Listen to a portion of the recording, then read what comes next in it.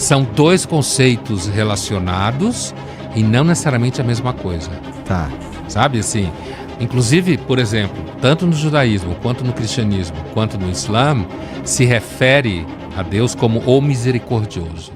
Eu tenho lido bastante, que eu te falei no começo, sobre jeitos de encontrar Deus, por exemplo. Você né? tem lido sobre isso? Eu tenho lido, sei lá, sim, tenho assistido algumas palestras, lido algumas coisas, e jeitos de encontrar Deus, eu quero dizer jeitos pontos de vista sobre a vida, sabe?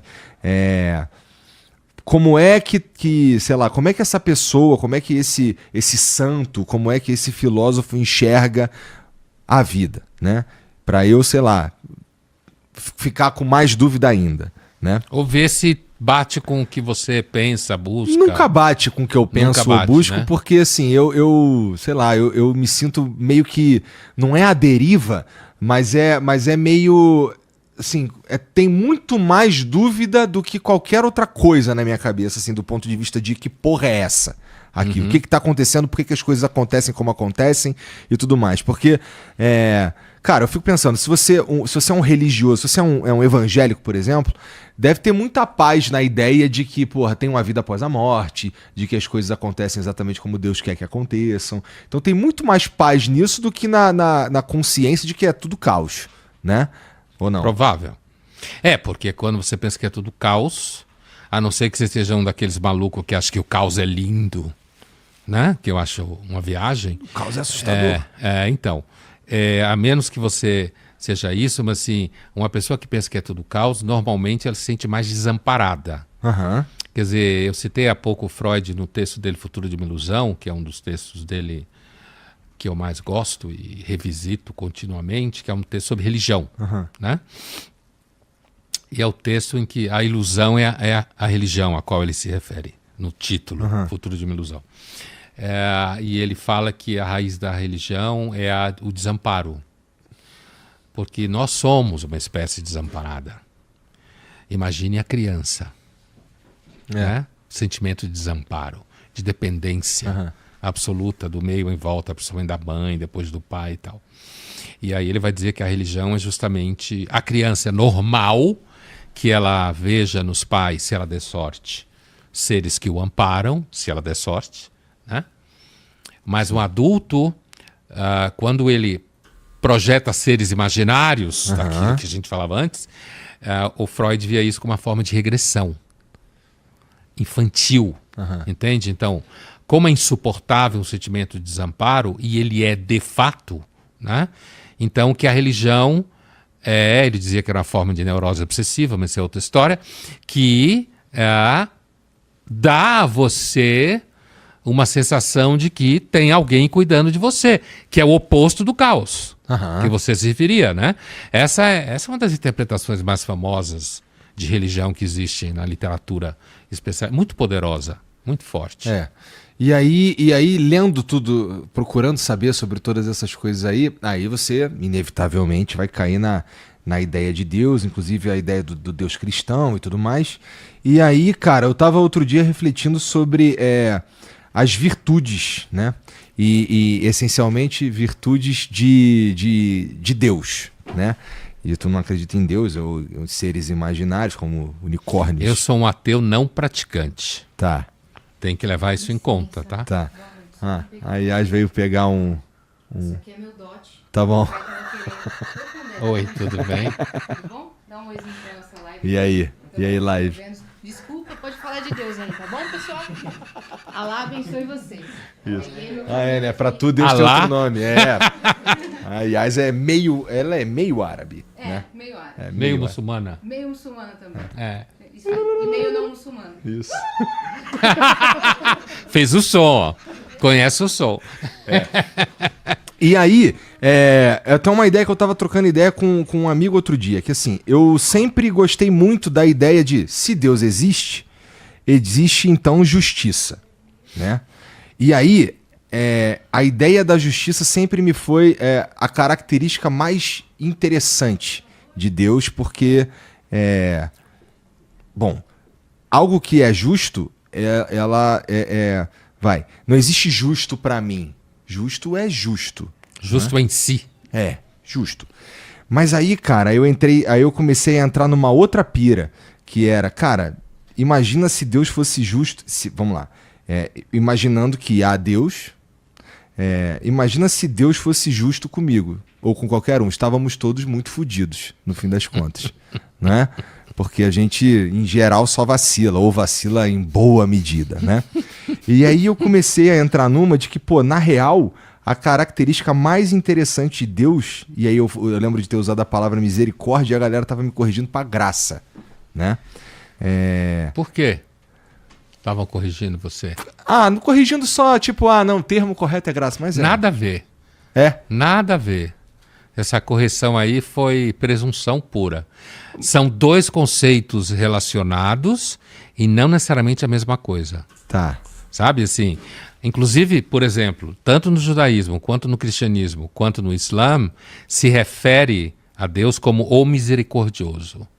Ou seja, ele é misericordioso porque ele não precisa ser. Ele não é misericordioso porque ele vai ganhar alguma coisa em troca. Ele simplesmente é misericordioso. E se ele não fosse, a gente estava lascado, como você bem desenvolveu o raciocínio. Se ele fosse só justo e não fosse misericordioso, a gente estava lascado. Essa questão, ela tem tanta alta credencial, digamos assim, que, por exemplo, no judaísmo especificamente, na famosa árvore da Cabala, tá? Que todo mundo fala por aí. Então, você tem, para falar fácil, os atributos de Deus. Está todo um debate que ele é um atributo, porque Deus não tem atributo, porque ele é impredicável, blá, blá, blá. Não nos interessa aqui. Mas você tem alguns atributos de Deus. E aí você tem, digamos assim, uma prateleira, que é na mesma linha, um atributo que é a capacidade de julgar, ser justo, e na mesma linha oposta, a capacidade dele ser piedoso ou misericordioso. Porque uma equilibra a outra. Se Deus for só misericordioso, ele não consegue organizar o mundo, o universo. Se ele for só justo, ele vai ser muito duro. Portanto, ele precisa ter capacidade de julgar justamente, supostamente ele é o mais justo de todos, e a capacidade de ser misericordioso, porque se ele for só justo, a gente está lascado, como você bem disse. Certo? Graça é um outro conceito que nasce num outro ambiente, que é a forma que Deus se manifesta no mundo livremente. Então eu posso entender que a misericórdia é uma graça, mas nem toda graça é misericórdia. Vou estudar mais sobre isso. Entendeu o que eu falei? Então, quem lhe corrigiu, vacilou. De qualquer forma, me ajudou, porque eu trouxe aqui, tu me falou, não é a mesma coisa, agora eu vou estudar e aí eu vou saber melhor o que é graça e misericórdia. É um puta outro conceito, que é muito discutido por Santo Agostinho, que é um debate sobre a nossa capacidade ou não de agir fora da ação do pecado. Entende? De ser livre das concupiscências, dos pecados. Então a graça é uma espécie de presente, falar um termo pobre, mas é uma espécie de presente que Deus dá para quem Ele quiser. Não é porque você cobrou Ele. Ou mereço. Por isso que não, de jeito nenhum. Português é muito bom nesse assunto. Porque é graça, é porque é de graça. Né? Você não fez nada por merecer. Porque se você fez por merecer, não é graça, é justiça. Então é outro barato, entendeu? É outro grande conceito, mas um não anula o outro. Graça e misericórdia. Entendi. E aí, tá bom. Então aí eu tô argumentando com um amigo lá que a misericórdia era característica, mesmo que Deus seja impredicável, mas eu ainda não cheguei nesse ponto. Esse é um outro debate. O aspecto, a característica mais incrível de Deus, né? E assim, se tu acreditasse em Deus, eu suponho que tu ia nessa também, não é? Da misericórdia? Com certeza. O que é mais legal do que isso? A misericórdia. Eu não tenho nenhuma dúvida. Porque se não fosse a misericórdia, nada ficava de pé. Com certeza. Imaginando Deus Todo-Poderoso, dono do universo, blá, blá, blá, todo aquele, né? Se não fosse misericórdia, ele já tinha acabado com esse negócio aqui há muito tempo. Há muito tempo. né? E eu passei um tempo acreditando nesse papo da justiça com a falsa ideia. Isso é o que lá no início da conversa que eu fui ficando mais velho, mais maduro e pensando mais nas coisas. Que quem sou eu para dizer, porra, o que é justiça ou o que eu considero justiça? Especialmente porque como eu vou te julgar legal se eu não conheço a tua vida de uma forma... se eu não conheço a tua vida inteira, eu, como pessoa, não posso... tenho muita dificuldade, pelo menos, em julgar, em pegar alguma coisa, alguma relação entre nós e dizer se ela é justa ou não, porque eu não sei nem com qual lente que você usou para chegar naquela conclusão. Ainda tem essa questão aí, né? Você... nem os advogados acreditam em justiça, só acreditam na lei, que é outra coisa. Né? O objeto do direito, isso eu aprendi com advogados, o objeto do direito não é justiça. Apesar de ser em inglês você se referir a juízes como Justice fulano, Justice cicrano, o objeto da lei o objeto do direito é a lei. Justiça é para os filósofos. E é um conceito assim muito, assim, pelo menos para mim, né? Muito difícil de alcançar, porque eu não consigo, eu tenho dificuldade em... Cara, eu fui percebendo que tem muita gente que olha pra mim e vê as coisas que eu faço e infere que eu tô fazendo aquilo ali por uma razão que tem muito mais a ver com a vida que aquela pessoa que tá falando levou do que com a vida que eu levei. Então, chegar a uma conclusão do que é até certo ou errado baseado na minha experiência pode ser irrelevante se a gente for colocar, se a gente estiver falando de alguma coisa que trouxe você até aqui. É claro que existem coisas que são, sei lá, você matar alguém diferente de você escolher se separar, por exemplo. Eu não sei o que te trouxe até aqui. Então, essa reflexão de eu não sei o que é justo e eu prefiro muito mais o aspecto misericordioso de Deus, é por causa disso. Eu não sei mais porque que a gente entrou nessa. Olha, vamos ver se eu consigo ajudar você. Tá. A gente estava falando de pecado, né? Então eu quis, daí eu acho quis que você fazer pulou para a justiça. eu quis fazer você falou, por que você está virando crente? Você começou isso. Por que você está ficando crente? Não, eu quis te perguntar o lance do pecado para a gente poder inverter e ir para a virtude, né? E aí nessas características de Deus. E aí você falou que estava ficando cada vez mais crente. Você relacionou isso a perceber padrões. Você acha que isso Mas na verdade você não me disse porque você está ficando cada vez mais crente. Porque a vida, cara, à medida que ela vai ficando mais e mais complexa e as coisas vão ficando cada vez mais difíceis de compreender, essas muletas vão ficando cada vez... E eu tô chamando de muleta aqui, se Deus você existe aí, desculpa. E pede perdão para quem tem fé também. Perdão que aí começa você a que te tem xingar, fé. né? Hoje em dia... não, tô muito mais preocupado em... se Deus existe, é muito mais... Tô muito mais preocupado do que gente chata, isso, né?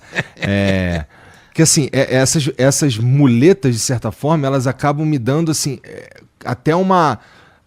foco, não é nem o foco, mas assim, elas conseguem me deixar mais livres para eu agir dentro do que eu preciso fazer. Porque quando eu fico travado nessas questões sem essas muletas para eu poder seguir em frente, com as complexidades que se põem, eu me sinto mais perdido. Então eu tô me tornando mais crente porque me parece mais fácil. Do que você está se tornando crente? Em Deus? No Deus bíblico? Não. É que eu, vou com medo de errar, vou falar num Deus mais parecido com o que Spinoza descrevia. Sei. Entendeu? Um Deus mais filosófico. Assim, mas sem certeza de porra nenhuma também, porque vai que é o Deus bíblico. Mas Spinoza tinha bastante certeza, né? Que inclusive não era o bíblico. Pois e se ele estava errado? A gente nunca vai saber também, né? Claro. Ou vamos, né? Não sei. Muita gente acredita no Deus Spinoza, mas o Deus Spinoza não é necessariamente misericordioso. Não é. Não é mesmo. Mas assim, a ideia de que de que ele pode, de que ele tá em tudo, de que ele é tudo, na verdade, já é bastante coisa para me segurar a onda de que existe pelo menos uma ordem no que parece ser totalmente caos, sabe? E eu acho que o cérebro, na ideia de procurar e encontrar esses padrões aí, a existência desse Deus já é uma tranquilidade, sabe? Sim. Eu sinto isso assim no Desse sentido... Deus que é um grande padrão, né? Que é um grande O padrão. Deus Spinoza, né? Olha... Lógico, racional, total. São assim porque existem regras. E as coisas seguem essas regras, né? E, putz, a gente ao olhar pro universo e ver que tem uma porrada de constante... E é foda que à medida que tu vai estudando pra valer e tu vai encontrando uns lugarzinhos assim, o matemáticos falando a teoria da incompletude, por exemplo, que tu vai ver que, porra, nem tudo é tão perfeito no fim das contas. Nem constante. E nem constante. E aí cai de novo na ideia de que, porra, meu irmão, não sei de porra nenhuma e à medida que eu vou achando que eu tô chegando lá e que, putz, alguma coisa vai me dar algum tipo de paz de espírito, tudo se desconstrói só você encontrar um outro ponto de vista. Eu vou parar de procurar pontos de vista. Talvez seja por isso que o Deus bíblico foi mais sucesso que o spinoziano. É verdade. Porque o Deus de Spinoza não pega ninguém pela mão, né? O Deus bíblico pega pela mão, ou pode dar uma chapuletada na sua cara também, mas ele pega você pela mão. Essa é a ideia, o tal do misericordioso, né? Deus Pai. É amor no fim das contas, né? Isso no cristianismo, no judaísmo nunca foi. Deus é amor. E isso no judaísmo como é? Deus é Deus, Deus é impredicável. Ele é. Quando você diz que ele é amor, você está predicando ele. É verdade. Né? Mas mesmo o cristianismo, essa construção que Deus é amor, há no judaísmo um lento processo que fala de amor, amor a Deus, amor ao próximo, que Jesus Cristo falava. Jesus Cristo era um judeu típico do período dele. Ao contrário do que muita gente pensa. Típico. Quase tudo que ele falava já se falava naquele tempo. Só que ele falou de um jeito específico, num dado momento, com uma organização, uma sequência de ideias, aquilo que chegou até nós, né? Dos textos, aquilo que... Tem um pedação da vida de Jesus que não está na Bíblia, por exemplo. E justamente o povo da Terra plana tem todas as teorias sobre esse pedaço. Tem, foi para Marte, voltou, foi para a Índia, voltou. Para Marte não dá para ir, né? Se a Terra é plana. Né? Sei lá, vai ver que você pega um skate e sai deslizando, Marte também é plano, sei lá. Você vai parar lá desse jeito, né? Não sei. Mas assim, então... O cristianismo ele acabou centrando muita construção filosófica e teológica em cima da ideia de que Deus é amor. Entendeu? Não é que Jesus Cristo falou isso. Né? Entendi. E no judaísmo, Deus é capaz de amar, mas Deus é capaz de julgar. Né? No judaísmo, antes de tudo, fale com Deus com temor e tremor. Porque ele não é seu buddy. Ele é o dono do universo, é o criador do universo. Ele pode tudo, não precisa de você. Entende? Então, é meio parecido com o Deus do Kierkegaard, o filósofo. Né? Kierkegaard, ele tem muito encanto por essa imagem desse Deus do cavaleiro da fé, como eles chamam Abraão, né? O patriarca dos três monoteísmos. Mas assim, de qualquer jeito... independente de qual é a origem da ideia de que Deus é amor e não é amor e tal, no cristianismo, tem um livro especificamente, em português, se isso te interessa, chamado Jesus. O nome do livro é Jesus. É isso, Jesus. Bom, eu vou precisar saber quem escreveu, senão eu vou lhe dizer. Um cara chamado David Flusser. David, com D mudo, né, no final. F-L-U, trema no U, S-S-E-R. Só faltou o trema. Nascido em Viena, morto já. Ele, no período do Império Austro-Húngaro, inclusive. Mas, assim, ele viveu grande parte da vida dele em Jerusalém e foi professor da Universidade Hebraica em Jerusalém. E ele é porque a gente continua lendo ele, continua existindo.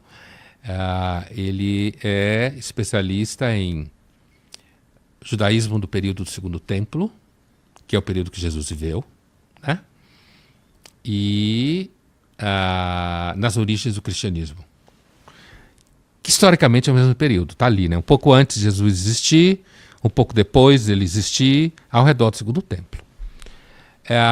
E nesse livro Jesus, ele é um livro de estudo do Jesus histórico, né? Tá. Quem foi a figura, né? E ele tem alguns capítulos onde ele vai analisando certas características do discurso de Jesus, a partir dos textos que a gente tem, principalmente dos evangelhos, principalmente os sinóticos, né? Lucas, Mateus e Marcos, pouco João. E tem um capítulo inteiro dedicado ao que Jesus pensava do amor.